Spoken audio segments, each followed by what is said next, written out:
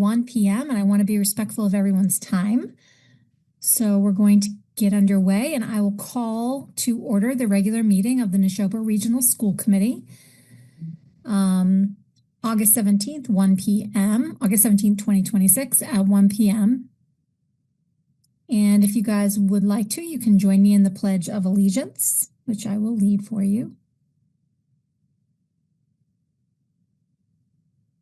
I pledge allegiance to the flag of the United States of America and to the republic for which it stands, one nation, under God, indivisible, with liberty and justice.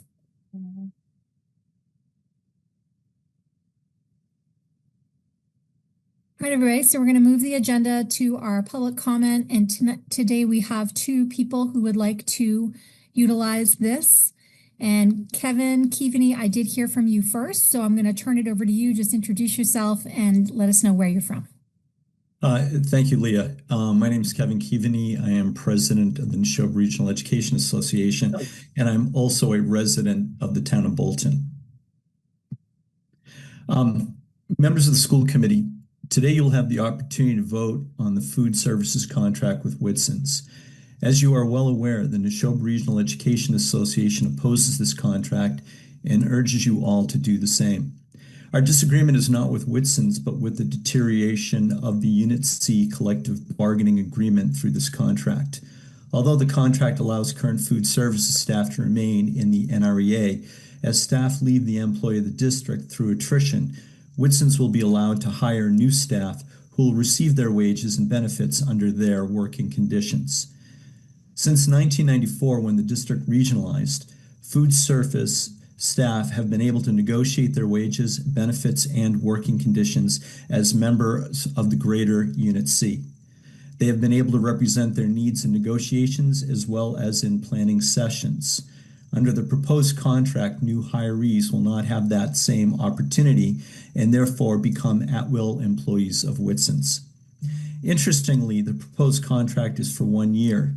I'm concerned that if this contract were to be ratified by the school committee, will next year's contract remove all food service staff from the NREA's Unit C?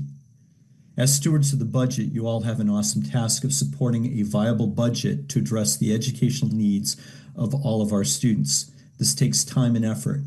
You have to work with your select boards and your advisory committees and balance the needs of all. The budgetary impact of this contract is minimal. It represents savings of less than 0.1% of the $79.2 million budget when the food services department is already making a $127,000 profit. The impact of this contract goes farther. There are many food service staff who live in our district, some of whom have children attending our schools. The food service staff have knowledge of our students, their dietary needs, and have developed relationships with them. As food service staff leave the employ of the district, Whitson's could hire staff from outside the district who would have no familiarity with our students as they come into the job, and with their minimum wage pay, the district may be looking at a high turnover. Is this an optimal culture to build in our cafeterias? Public schools are about educating future generations. It is not about minimal savings at the cost of community. All of us who work in the district educate students both in formal and in informal educational settings. Through our interactions with students, we help shape who they become. This contract will treat food services staff as cogs in a machine, as opposed to members of our community who will help support our educational mission. Thank you for your time. I know that you've seriously considered this proposed contract, and I ask that you vote against it. It is not good for our students, our educational community, and our district. Thank you for your time. Thanks, Kevin. We appreciate that. And we're going to hear now from our next community member for public comment, Mr. John Carlin. Just introduce yourself. Let us know where you're from. Hello, everyone. My name is John Carlin. I'm in Bolton and have 3 school-age kids. I would urge you to vote no on the proposed school lunch contract. The first objection I have is to the timing of the contract, which is immediately before a school year begins and with a backdated contract. This may simply be an issue of how long things take to run through the bureaucratic wheels, but Coupled with this meeting being held on a Monday afternoon in August, it looks like something is being pushed through without ample public notice or debate. After the past year's town meeting, when the taxpayers were feeling like they were being lied to about the cost of the new high school, at least by the town government, not specifically the schools, I would urge the committee to take every opportunity to be as transparent with the public as possible to rebuild the trust. Scheduling an operationally large change at inconvenient time for the public is not the way to do so. I'm not sure how the school committee goes about getting the word out and publicizing issues, but I learned about this from a Facebook post from someone, as far as I know, unaffiliated with NRSD. My second objection is that there will become differing classes of employees, some employed by NRSD and some by the vendor. This will make it difficult to manage personnel and possibly create issues if one group has a different pay or benefit structure than the other, along with there being an incentive over time to push the NRSD employees out by attrition. The last comment is that dissatisfaction with the service is not generally improved by relinquishing control over it. Even if you grant that the vendor has better knowledge or processes than what we currently use, how hard are they going to work for a management fee of about $80,000? There must be other fees hidden in the contract for this to make any monetary sense for them. NRSD relinquishes control and then somehow gets $375,000 in savings, if I'm understanding the contract correctly.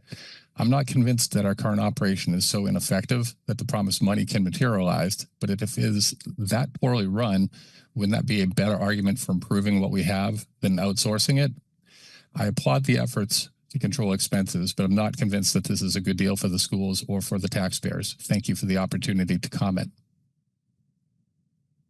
Thank you, Mr. Carlin. We appreciate that. And so that is the conclusion of our public comment period. So good to hear from residents and members of the school community. Excuse me. If we move the agenda now, we're heading to executive session, and then we will come back into the public session to actually take the vote in public. And discuss as well. All right, everybody. So I'm going to turn to our vice chair for a motion to head into executive session.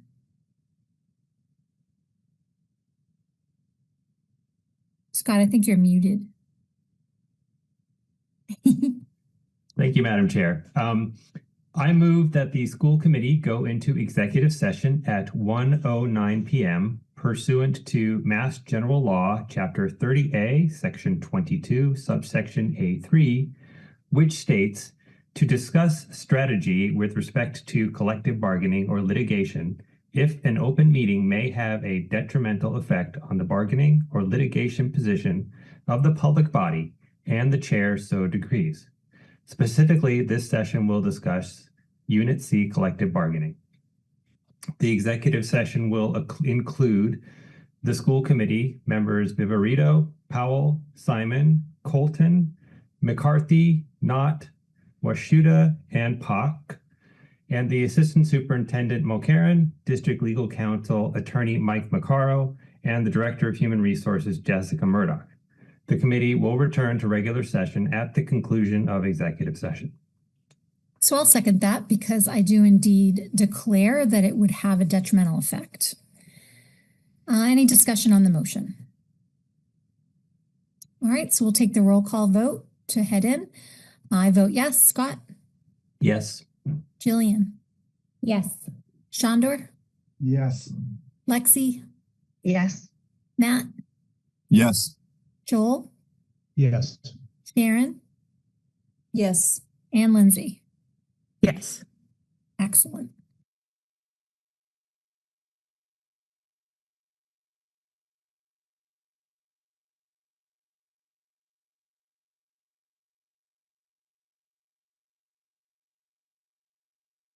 So we're back in public session. I've alerted Bolton Access TV, so hopefully the camera's rolling. Are you good, Nikki? Oh, she's texting. She said, I'm ready. Yay. All right. So we're ready to go. So we are going to make a motion. And Scott, can I rely on you to move the matter? You can, once I get the right screen up. Thank you. I can find it. I feel like a pain. Is it? Should be there, but I can't see it.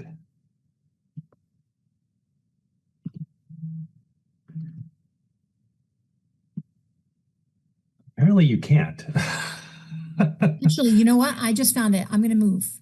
Okay. I'm going to move to approve the award of a food services management contract to Whitson's Nutrition LLC on the terms set forth in the district's request for proposal/contract issued on March 6, 2026, and Whitson's Nutrition LLC proposal in response thereto, subject to final written contract terms acceptable to the superintendent and district legal counsel, and to authorize the superintendent to execute such contract on the district's behalf. Do I have a second? I'll second that. Excellent. All right, everybody. So this is where we can engage in some discussion. And would anybody like to start? Things that are on their mind or things that they want clarity for the public and for themselves. Go ahead, Jillian. I was hoping, Ross, that you could, for everybody, just explain the particulars of the financial benefit to the district and sort of how it's structured and how that works. Yep. So when we create the RFP, we have certain numbers that we have to provide to all of the potential respondents. So that includes our labor plug. So that's the hours and potential cost. We have to show our previous meal counts for the last 12 months. We have to show our participation rates, all those things. So they use that to generate what's called a guaranteed return. So in this case, for the sole respondent, Whitson's, they responded that the guaranteed return would be $375,000, which means that after all of those numbers, the potential remaining revenue that would come in would be $375,000. Our revenue comes largely from the Universal School Meals Program through state reimbursement, and some comes from a la carte. Some of it comes from seconds, as it were. Kids who buy extra milks. Not a lot of money in that, but certainly that's part of it. So if any of those numbers change, that would impact the guaranteed return. So under our current contract, when we saw a change in our master schedule, lunches were more spread out. We had to better institute breakfast. Our sort of guaranteed return was used to pay for more kitchen hours. We also started using it to support our health insurance for our kitchen workers. So what we would be looking for that 375, if all things are being equal, would be, as Superintendent Downing explained in his exploration with talking with other districts, would be to do things like increase our offset to utilities or to custodial or to whatever it may be that would relieve some pressure in the operating budget. So that's essentially, in a nutshell, what we're looking at. All right, let's go over. Yeah, thanks, Jillian. Let's go over to Sharon. Thank you. So a concern and a question that has come up again and again and again through meetings, through the emails, is that people are concerned about the connection that workers have with the students and awareness of the needs, so that the people that are working in food services now know our kids and they know the needs of the kids. And I'm wondering, I would guess that any food service provider anywhere has to have, there are requirements around being trained on allergen awareness, being trained on steps to reduce exposure to allergens, et cetera. I'm just looking for if there's something that can clarify the ways in which this contract would guarantee safety for our kids and guarantee that kind of awareness that when this child comes through, this child will need this specific avoidance of this specific allergen, or when this child comes through, this child is neurodiverse and they need a particular way of interacting. And I'm wondering if there's any information that we have on that. Yep. So, you as a school committee has a, life-threatening food allergy policy. I don't have the number off the top of my head, but certainly there are things that we have to do, we're mandated to do regarding allergy awareness, food safety, et cetera, within our food services, regardless of who's in charge per se. One thing I think is my takeaway from that is that I would want to ensure, and we as a school district should ensure, that our systems are taking care of those questions and concerns about students who may have either food allergies or have neurodiversity needs, so that it's written into the appropriate accommodation or health plan or whatever it may be, so that the case manager, the nurse, whoever may be in charge of that plan is communicating that to the kitchen, regardless of who's in there, and that our systems take care of that. Obviously our current employees' awareness of students is greatly appreciated. But when I hear that, I think more about systems and making sure that we're looking at our systems to make sure those things are covered and not putting the onus on just that one worker to figure those things out. Thank you. Ross, can you speak to how we maintain control over kind of quality control over the food and like the performance, not the performance per se, but like the end user's experience? And so like not only auditing quality, but also auditing Whitson's business model. Yeah, so I would say that sort of the checks and balances begins with the fact that we have to use the DESI contract template. So we can't get our contract approved, even if the school committee votes to approve Superintendent Downing to execute the contract. It still has to be reviewed by DESI. We can't add in miscellaneous things or take things out. So obviously there's a significant amount of provisions within that. Speaking to the business practices, audits fall under the purview of audit advisory. So I would point to Mr. Powell if he wants to bring that as a representative of the school committee to audit advisory. DESI runs an administrative review and a procurement review on a cycle. I believe they're on a 3-year cycle, so we're probably due pretty soon because we had one in 24. So I would expect that we'd be up soon, either this year or next year. So they would review all of that. Beyond that, it's obviously just making sure that we're adhering to the contract. Obviously, from my end, when I do go into the kitchens, looking at making sure that kids are getting quality stuff within the cafeteria is a pretty sort of minimal lens. So it does come down to the folks within the kitchen and making sure that when things come in, they're checking the expiration date. They're working with the food service manager to make sure things are rotated appropriately through inventory. I know that our current director is constantly in those pantries and those refrigerators, making sure the stock is appropriately rotated and inventoried, and then we're ordering appropriately. So, both fiscally and sort of quality-wise, that there is oversight. Okay, great. Lexi.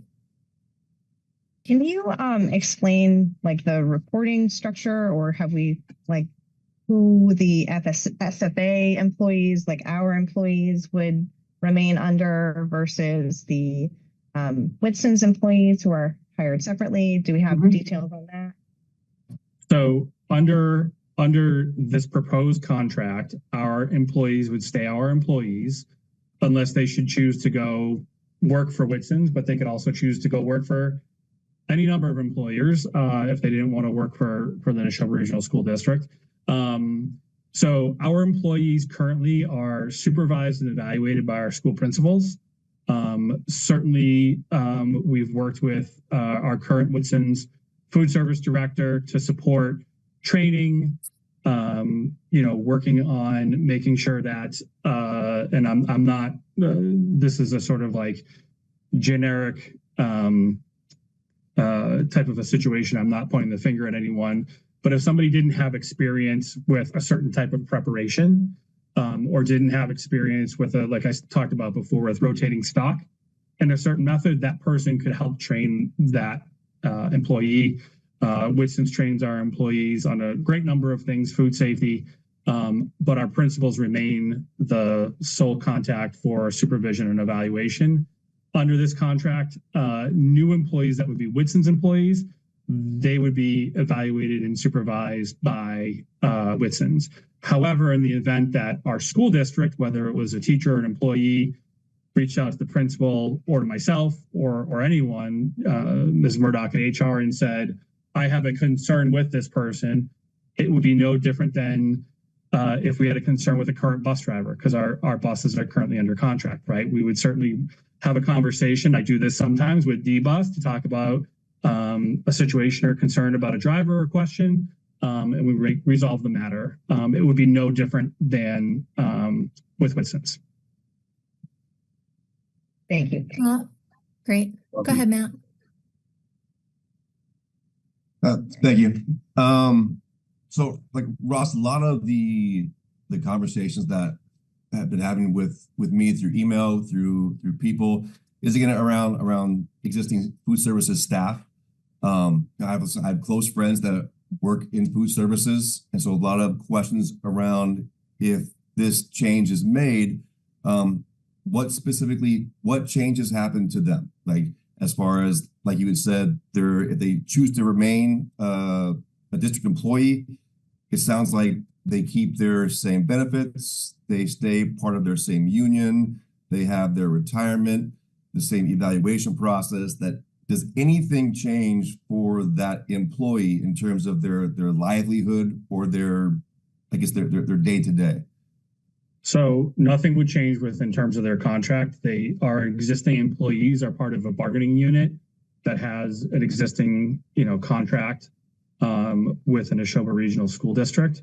So that does not change. That outlines wages, that outlines benefits, protections around benefits, all those types of things. That does not change.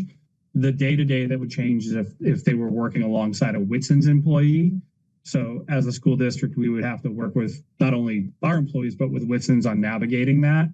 And certainly Whitson's has done this before, like Chartwell's or Aramark or any of the other the vendors that you find in Massachusetts, in understanding how to do that best.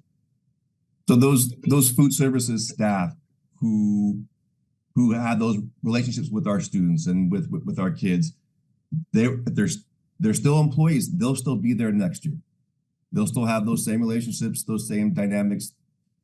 I mean, as far as for our kids will see the same people in the cafeteria. Correct. If somebody is currently an employee and they're returning to us as an employee next year, that is the case. And Whitson's is the current, as far as like the food provider. So as far as from the food aspect, what our kids are eating now would pretty much remain the same. There's not much change in terms of like all of a sudden it's like this is a change and everything is like upended for students. No, we made modifications 2 years ago when we began the contract with Whitson's for that food service director, along the lines of like menu planning, food choices, the procurement, all those types of things. Those would not change either. So what we've largely seen in place for the last 2 years would remain. So I also did see within the contract that there's this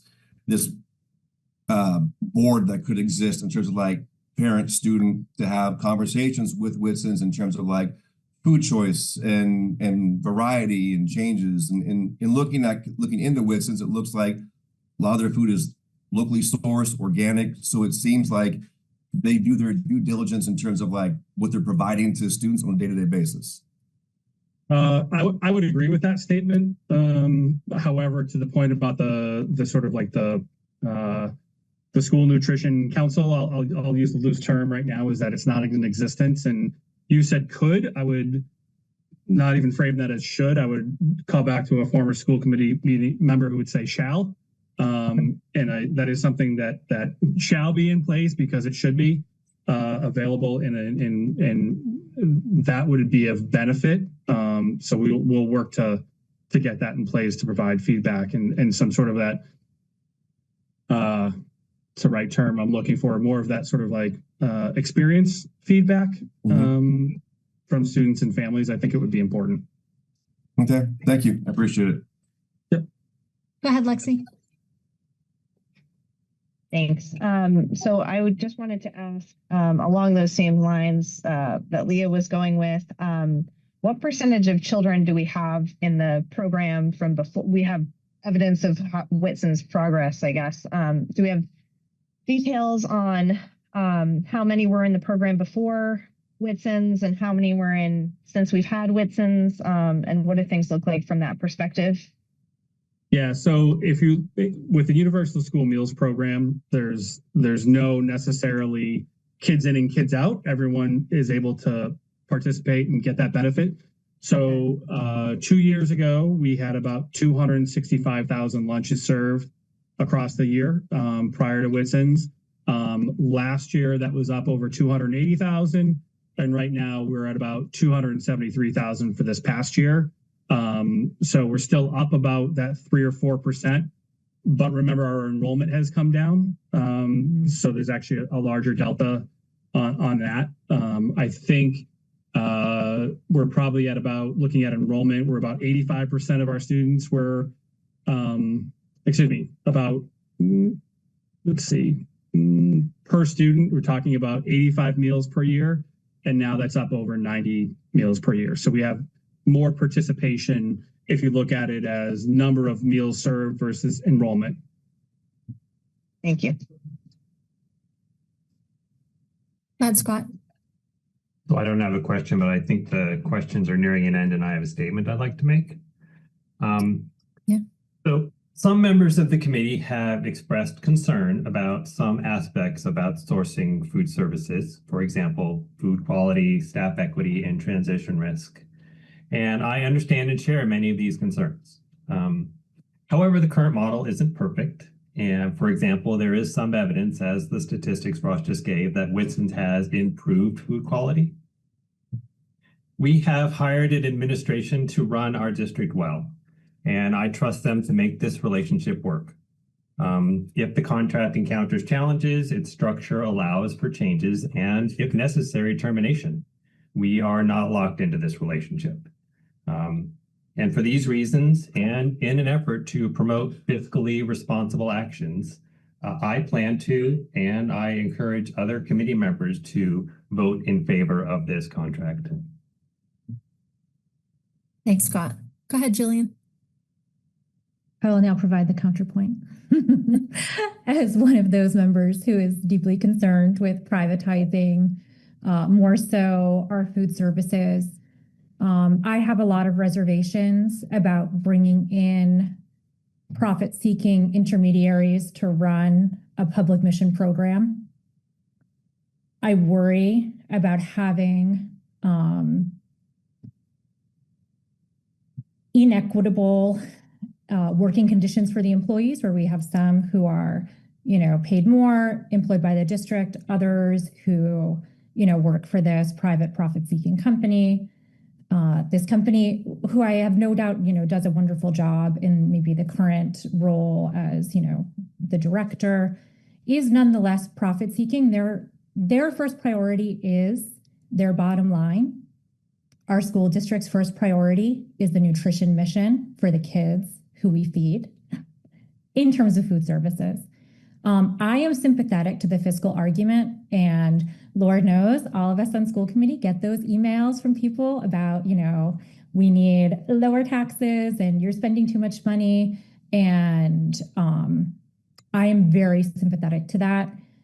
This does not feel like enough juice to justify the squeeze for me personally.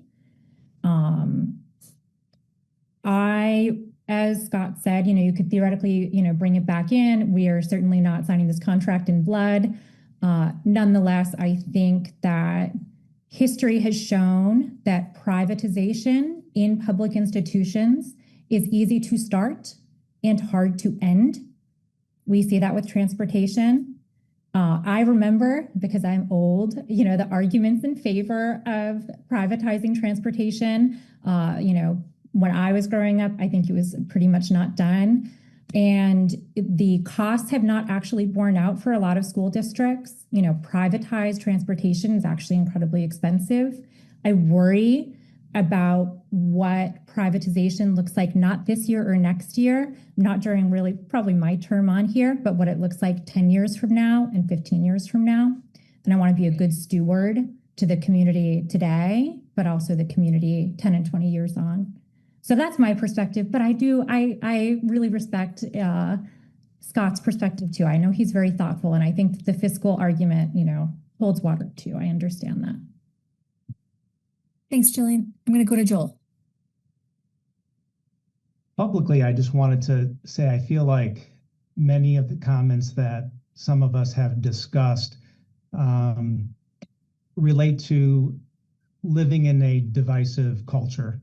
And I think sometimes as we attempt to get accurate information, it can be helpful to try to assume positive intent and try to take a pause to listen to comments. And you just heard from Scott and Jillian, who essentially are on two different pages, but I think gave really thoughtful responses that articulated how they prioritize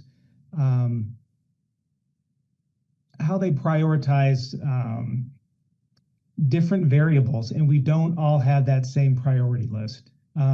That doesn't mean we don't all have the same goal of doing the best that we can to have a great school district and do the best that we can for the children within that school district. We may just vote differently. And so a lot of the comments that I've seen even relate to, is the school committee or are people doing things to be shady or to hide things? And I think that can be really unfortunate. And so I just want to thank everyone for their work that they have put into looking at this and trying to make the best decision possible and voting in a way that they feel good about, even if those votes are different. And I think what Scott said and what Jillian just said are really good examples of that, of being thoughtful, looking at a lot of information, digesting that. They may end up on two different pages. And so I just hope as a community, we can try to all help each other through that as we figure out how to look at a lot of information and then figure out where we're going to land in the decision that we make. Thanks, Joel. I would add that I've said this a couple of different times over the last several months that people have been pretty publicly critical of our public school system for being fiscally irresponsible and demanding pretty harshly, actually, at our town meetings, for example, demanding that we reduce our costs. I was subject to a couple of very intense sessions where people are accusing me of being frivolous, or accusing our committee, our school district, for being frivolous and inflating our budget. So the fiscal argument really does speak to me. It always has. So I think that what's interesting is I just wanted to reiterate that this contract does not seek maximum fiscal benefit, because unlike some school districts, we are not looking to replace our valuable employees. And those people can stay for the next 20 years under the same conditions if they choose to. That was a choice that was made to design the RFP like that. And so I take that seriously, that we care about our employees and we want to protect them and help them continue to be the best versions of themselves that they want to be. But this school committee and really the school district is tasked with balancing that against the increasing cost of living for so many of our residents, which we saw unfold at the Lancaster town meeting and how difficult that situation was. So these things are both informing me, and I ultimately think that what Joel said is correct, that no matter what way we all vote right now, the truth of the matter is we care about our employees, we care about our kids, and we care about our school district. We're trying to do the very, very best we all can to make all of these pieces pull together and tie the knot, almost like a safety net beneath our community. And so I appreciate what you said, Joel, and I thank you for it, because I know that this vote is going to be split because we are a thoughtful group. And I think it's time to take the vote if nobody else has anything else they want to add. All right. So let's go down my screen here. Shondor. Yes. Lexi. No. Jillian. No. Sharon. Yes. Sorry. Joel. No. Scott. Yes. Matt. Yes. Lindsay. Yes. And I am a yes. So that brings the vote 6-3. And so this authorizes the superintendent to take next action. I know that that is not a straightforward or simplistic process, and we will keep the committee updated as we go. Yes, Ross, you want to give us any explanation, or maybe Mike, on where we go from here? I don't know. Attorney McCarro, do you have anything? Otherwise, I would update the committee on next steps. Yeah, Ross, why don't you go ahead and update them on next steps? Yeah, so our next pieces would be to notify DESE that this is authorized and they can expect to see a signed contract. We have to both have Superintendent Downing and Whitson's representative sign the contract. You know, there's largely no details to debate at this point. However, both of those steps need to happen, and then we would need to move forward from there. Again, it doesn't change anything largely with our procurement or our menu design or being ready necessarily for the opening of school, but certainly working with our current staff on understanding what's transpired and what will happen. I am happy to bring an update to the school committee at the first school committee meeting to provide a sort of status check on where things are at as part of our report on the opening of school, if that works, Madam Chair. All right, thanks, Ross. And the one thing, Madam Chair, that I would add is there will be communications that will be made to the union partners in this to confirm them of the vote, and there'll be possibly some meetings with them as well. Okay, so we'll keep the committee informed. I really appreciate all of your time and energy, everyone, engaging in this conversation over the last many months. And I appreciate all of the public's input, again, over the last many months. And at that point, I think the agenda for today is complete. So I'm going to move to adjourn. Do I have a second? Second. Yeah. I think Scott had it. So Scott, your vote. Yes. Myself, yes. Shondor. Yes. Lexi. Yes. Jillian. Yes. Sharon. Yes. Joel. Yes. Matt. Yes. And Lindsay. Yes.